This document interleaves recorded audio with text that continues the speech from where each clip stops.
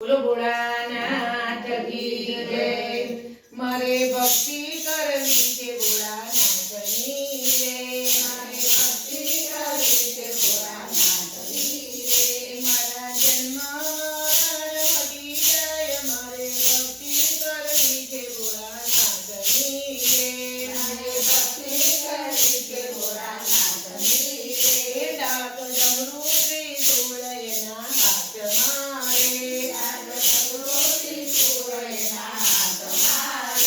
એની જટામાં ગંગાજી